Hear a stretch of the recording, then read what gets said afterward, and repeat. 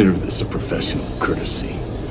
Hello, everyone, and welcome to a Friday edition of Real Estate Realities with the Rebel Broker. My name's Robert Whitelaw, and I am the Rebel Broker. Licensed real estate broker in the state of California, member of the National Association of Realtors. But please, don't hold that against me. Hope you've all had a fantastic week. We're wrapping things up. It's a weird show today because it's getting posted later than usual. It's usually been posted hours ago, but it was just that kind of week. But I did want to stick with my plan to release 3 shows a week, Monday, Wednesday, Friday at least. So here we are. Better late than never, I guess. Some interesting news today that we'll cover. Some of this stuff is just, I get it. I geek out over some of this stuff, and I'm sure some of you don't. But it's very interesting food for thought to try to speculate where things are going to go. So we'll do some of that today. As always, the very best way to get in contact with me is through the website. Head on over to therebelbroker.com. Check it out.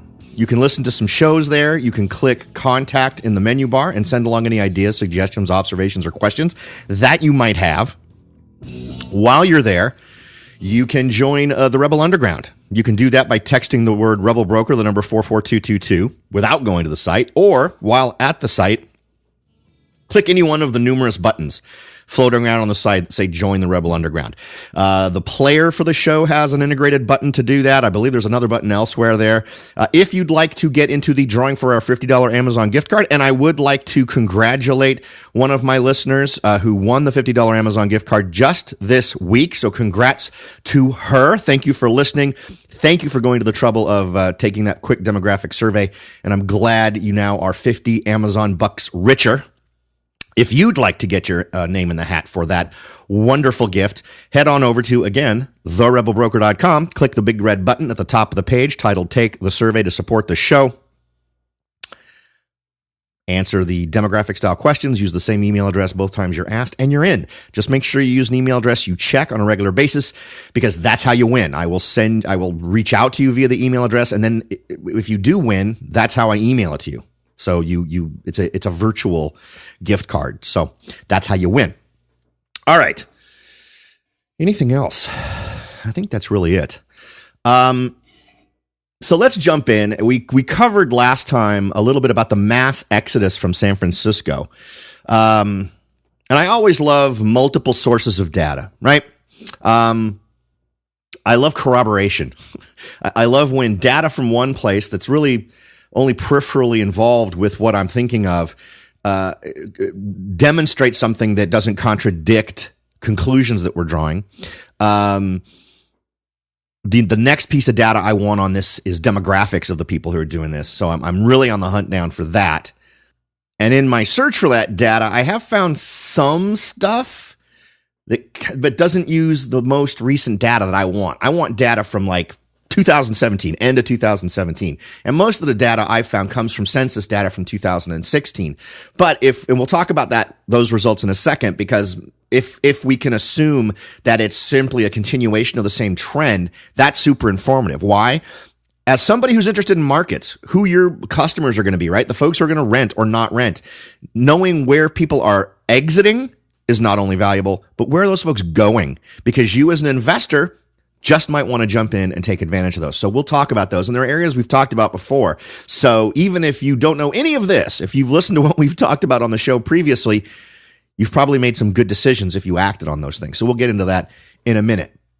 But the first bit of data I wanted to hit covering that was a headline from sfgate.com. So many people are leaving the Bay Area, a U-Haul shortage is jacking up prices. This one is priceless. If you want to go up and start doing searches for moving trucks, moving stuff of any kind, where you're picking up your truck in San Francisco and and your destination is nowhere near there, you're having a hard time finding stuff. There is almost nothing to pick from. And this is interesting because it totally demonstrates the dynamic here. The very first sentence really is amazing. Rent a moving truck from Las Vegas to San Jose and you'll pay about $100. In the opposite direction, the same truck will cost you 16 times that, or nearly $2,000. What accounts for the difference? The simple laws of supply and demand, according to economist Mark J. Perry. With so many people leaving the Bay Area, there are not enough rental trucks to go around. Perry, a University of Michigan professor, published his findings in a new study with public policy think tank American Enterprise Institute.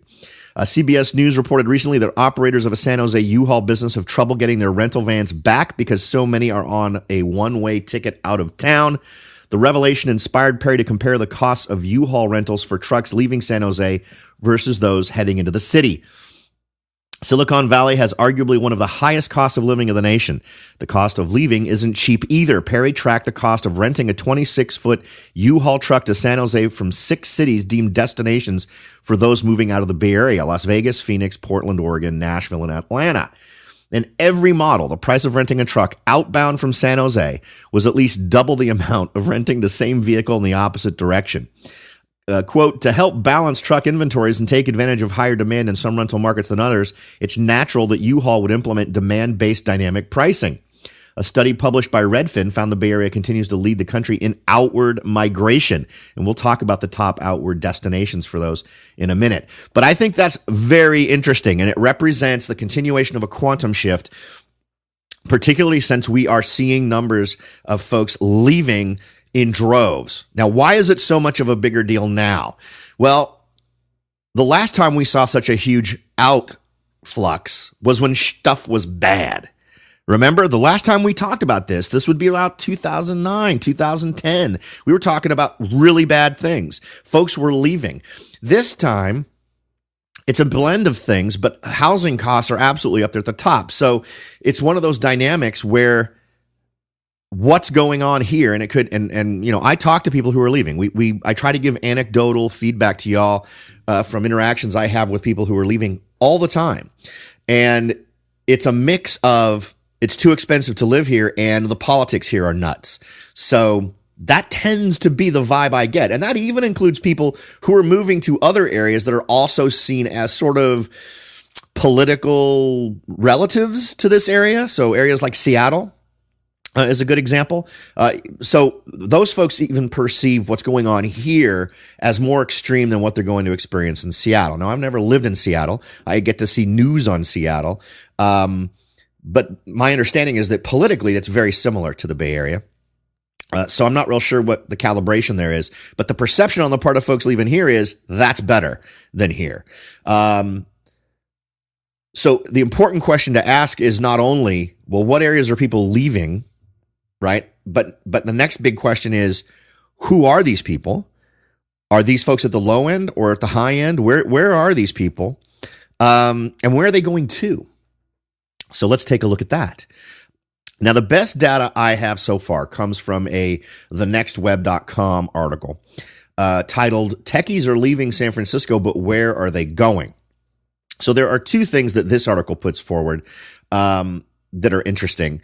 One, and again, remember, this is data that is really pulling from the census of 2016. So we're having to kind of assume the extension of this. And if we do, they're folks that are right there in the soft, chewy center of folks we would want to have fall in love with our properties. These are high-tech folks. These are college-educated, tech-savvy people who work in the tech industry who are leaving. Now, what's interesting about this is that is money being lost by the Bay Area, right? It's also talent being lost by the Bay Area. But given the kind of talent that's leaving, you can expect that whatever their main destinations are going to be places that are likely going to see growth in tech, right? If techies make up the majority of the folks leaving and start filling positions in other areas that are tech-based, that seems to feed the idea that there would be a little bit of growth in the tech markets in those areas. And again, what I would suggest is when we start to describe the areas where these folks are going, we might start wanting to look at them as how probable is it that these areas are going to become new tech hubs simply because it's getting tired. Companies are now starting to make the decision that paying the extra above and beyond money to be located in Silicon Valley just isn't worth it. And they're finding that folks who want to work in tech are becoming just as interested in living elsewhere, not addicted to the idea of being in Silicon Valley at all. And we talked about the story from Redfin, but the Bay Area, as we mentioned, is leading the country in outward migration, and the top destination for Bay Area residents looking to leave. And this is the newer article, right? So this data is very recent. Is Sacramento, which is still in California, obviously. Los Angeles, obviously still in California. But then next on the list are Seattle, Portland, and San Diego. So two of those locations obviously are out of the state. I haven't had anybody who I've talked to who's moving out of the Bay Area say anything to me about San Diego, which is odd. I mean, I like San Diego. I know tech is going on in San Diego, but anecdotally, people I've talked to not going to San Diego. I've talked to people going to Sacramento. And most of the other folks I've talked to are leaving. I've had Seattle come up a couple of times. I've had Portland come up a couple of times. But if I was to rank it in terms of how many folks I've talked to that are actually leaving, the top areas have been Sacramento, and somewhere right in there with Seattle and Portland would be Boise. I've had a surprising number of people say they're going to Boise, Idaho. Now, the other areas that we might want to look at that are mentioned in this slightly older article using 2016 census data gives us Seattle and Portland, as we talked about before, Phoenix, tons of areas of Florida. They just say most of Florida. Austin and Dallas are also on this list. Now, I think Austin absolutely deserves to be on the list. I haven't had as many people over the last 12 months talk about going to Austin as the 12 months prior to that. So 2016 was much more of an Austin-centric year in terms of people I was interacting with saying that's where they're going. But I don't see any end in sight for Austin being a destination spot for high tech. There's too much there now, so it's already established itself as a tech hub. And what's great about Austin is there's so much flatland around it that mushroom effect we've talked about, where maybe not going right into Austin proper, but going to Round Rock or any of the surrounding areas, still represents great investment opportunities for folks who want to take advantage of that stuff. So I wanted to bring that up. This kind of migration, this kind of change reflects some very interesting things that we as investors probably should know about. We should be aware of what's going on in these areas because these are things that could have an absolute effect on our decisions and help us make much better decisions. Okay, we're going to take a quick break right here. But when we come back, we're going to talk about the effects of mortgage rates and how we're being lied to, really, by the popular media, because the same rules we've talked about forever have applied. So don't go away. We'll be right back to clear that one up. Are you ready to jump in and start your search for your first investment property? Maybe you've decided that it's time to own your own home, or maybe you're ready to sell your home and move on to something new. No matter what your goal is, the Rebel Broker can help. That's right, aside from hosting this show, I am also the owner-broker of Whitelaw & Sons Real Estate Services right here in Silicon Valley. With over 25 years experience serving Silicon Valley, Morgan Hill, San Martin, and Gilroy, I or one of my great agents can help you achieve your goals in real estate. So if you're ready to look into taking that next step towards achieving your real estate goals, point your browser at www.soldbyrobert.com. That's www.soldbyrobert.com and get in touch. Let me show you how I will earn your business and your respect. Again, that's www.soldbyrobert.com, or you can call me at 408-852-0525. California Bureau of Real Estate ID 00984-909. Hello, everyone, and welcome back. Had an interesting chat that related to an update on what's going on in San Francisco or the Bay Area in terms of outward migration. Covered that. I think that's some good info.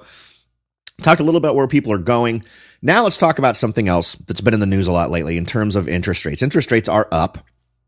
I don't think that's a secret to anyone. And I've been making the argument that no one should worry about interest rates until they get higher than 5%. And now it looks like we could probably raise that even higher with some data that's come out from Redfin. The bottom line is that the recent drop in amount of folks getting mortgages or applying for mortgages or getting pre-approved has nothing to do with interest rates, or at least very little, not a statistically significant enough of them, right? And what I've suggested is that interest rates are going to have to do something pretty dramatic before it curbs buyers doing their thing. And Redfin came out with a survey. Only 6% of home buyers would cancel plans to buy if mortgage rates went over 5%. So my magic number, or my discussions about what that magic number is, sounds like it's not 5%, right? It sounds like it could be 6%. A late 2017 Redfin commissioned a survey of more than 4,000 people who bought or sold a home in last year, attempted to figure this out, or planned to do so soon, revealed the following key findings related to the housing market and the economy. And here's 3 basic points. Only 6% of home buyers said they would cancel their plans if mortgage rates went over 5%, right? We already discussed that. The tax reform debate may have fueled anxiety as high taxes were the most common economic concern, cited by 38% of respondents. 77% said they expect home prices in their area to rise in the next year. So from this, we get a lot of information based on folks. Now, and of course, this kind of data is going to be most important to my listeners who are buy and flip type folks, buy, fix, and flip, or buy, fix, rent, then flip, right? And you pick your strategic moment to flip, to sell. Because you understand now that you shouldn't be afraid of what rates are doing right now. The reality is that there's a very minor effect, and the effect that it would have would be imperceptible to sellers. And let me explain why I believe that to be the case. If you see a 6% drop in the number of buyers, you don't even begin to scratch the surface of the demand, right? You cut it by 6%. So instead of, in a lot of areas here, 10 offers on a property, you get 9, which would be a 10% drop, right? So it's just not there. It's a drop in the bucket for the vast majority of the big markets where things are still nuts. So number one, of course, you need to figure out if this is true in your local market. Every sub-market is different. But in just about all the markets I serve, you could cut by 6%. And remember, we're not there. This is just folks saying if it did go above 5%, 6% of them would back out and not participate in a purchase. Now, just to calibrate you, as of right now, 30-year fixed-rate mortgages stand at 4.57%. We are at the 52-week high, or the 1-year high. We're at the 1-year high for everything right now. 15 years at 3.92. FHA 30-year fixed is at 4.35. Jumbo 30-year fixed is at 4.57. 5/1 adjustable rate mortgage is 3.5. So, yeah, we're at peaks right now. But the reality is these peaks are still ridiculously low. And obviously, I'm a slightly different beast on this one because I was around when interest rates were at 12%, 13%. I remember when they finally went below 10%, everyone completely lost control of themselves and started buying like crazy. So, you know, I have enough in business memory to remember when things were a whole lot worse than this in terms of interest rates. But I don't know what that magic number is. I don't know if it's 5%. It's clearly not 5% if only 6% would back out of purchasing. And, you know, I think a lot of those folks wouldn't back out. They would simply modify their buying choices. They would simply search for a slightly lower priced property to make their monthly the same number, but the overall they're paying less. So the real critical number might be 6%. Maybe it's even higher than 6%. But for our purposes moving forward, I don't think there's anything for folks to worry about as it relates to being concerned about there not being enough buyers for your property out there. And of course, all the news stuff talks about, this is why we're down. This is why there's fewer mortgages being underwritten. No, it's not. There's because you can't make those numbers work with the real market numbers, right? Inventory is down. Number of transactions is just pulling everything out. So it just doesn't work, right? The days on market is still under 20 in just about every market I know of. So it's just not the data that lives in the peripheries of that statement does not support that statement. So I think moving forward, all of you who are out there doing your thing, when you're making your decisions on where to invest, you don't for the most part, in most of the markets across the country, need to worry about somehow interest rates negatively affecting your ability to sell your home, at least not at this point, or to sell your investment property. All right, a couple of other little nifty tidbits. This is something we reported on probably about a year ago, where we talked about automation. Again, this is an automation story informing what we could possibly be facing over the next 5 to 10 years in terms of job replacement. Mizo scores $10 million to bring its hamburger flipping robot to more restaurants. So we talked about what different jobs are going to get automated, and making hamburgers is clearly going to be one of them. We've talked about this before. I anticipate a day very soon when you'll be able to go into your local fast food joint and get your hands on food that has never been touched by human hands, except for yours. This is an amazing little robotic thing. It's a Pasadena-based hardware company right here in California, and they are making a robot to flip burgers. And here's what's great about it. It doesn't require you to redo your kitchen. You can take an existing kitchen where humans currently work, and you can stick this robot in it, and it just does the work. So it's one of those deals where this is exactly what someone who owns a fast food joint is going to want. They want to have a situation where, if needed, a human can step in and start doing the job. So you don't have hardware that's just geared towards automation, but you have automation that allows itself to be geared towards how a human interacts with the environment in the kitchen. And this is the tip of the iceberg. I mentioned this just because this is moving forward at a pace I don't think most folks are anticipating. And I think it's going to happen a lot faster than a lot of folks are guessing.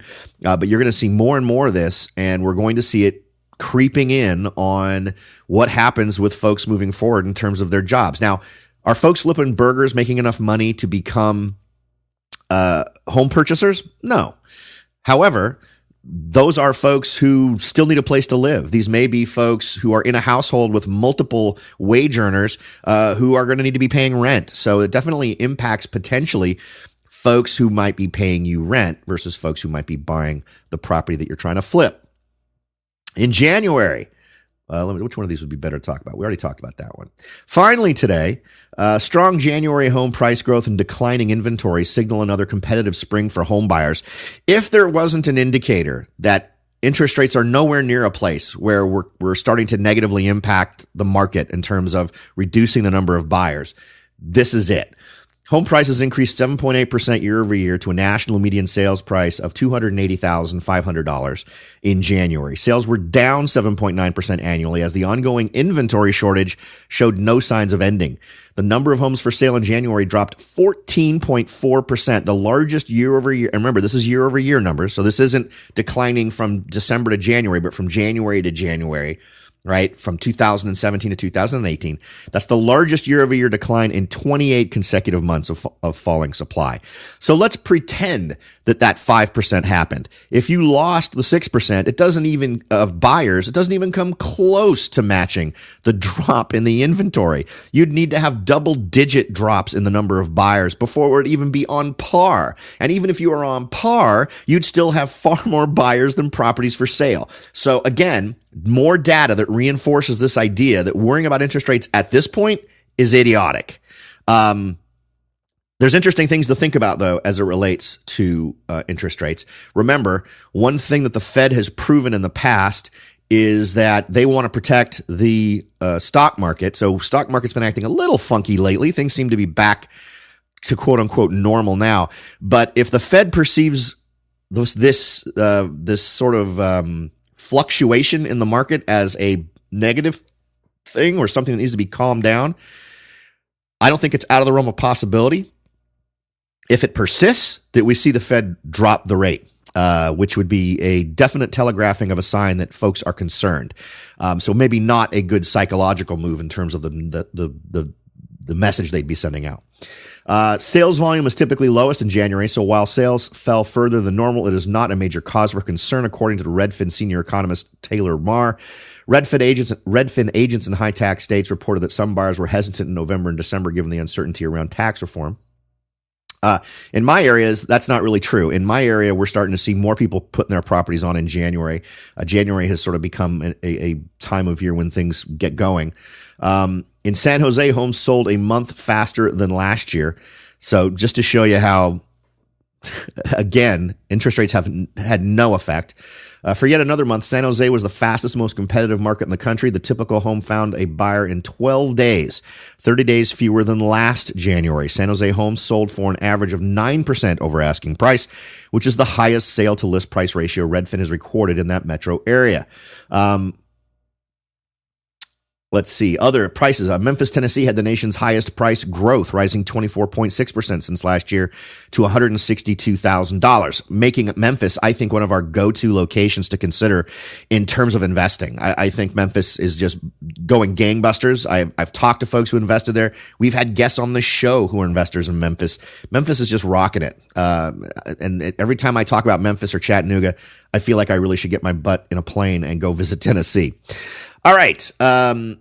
What else? Any other big highlights out of there I thought were sexy? Only 11 out of 73 metros saw positive sales growth in January from last year, which is kind of interesting. Salt Lake City, Utah led the nation in year-over-year sales growth, up 11.9, followed by Greenville, South Carolina, up 11.8.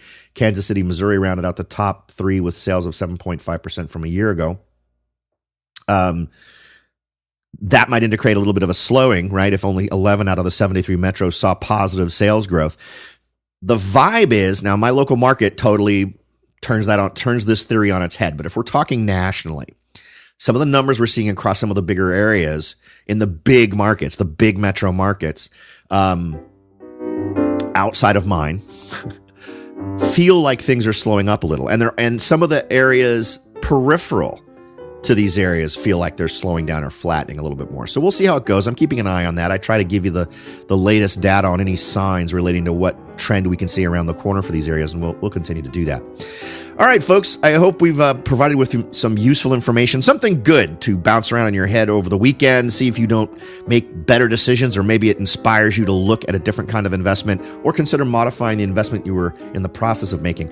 Absolutely hope to leave more value on the table than you invest in time, and absolutely hope we've achieved that today. Thanks again for listening, everybody. Have a great weekend, and I'll talk to y'all next time.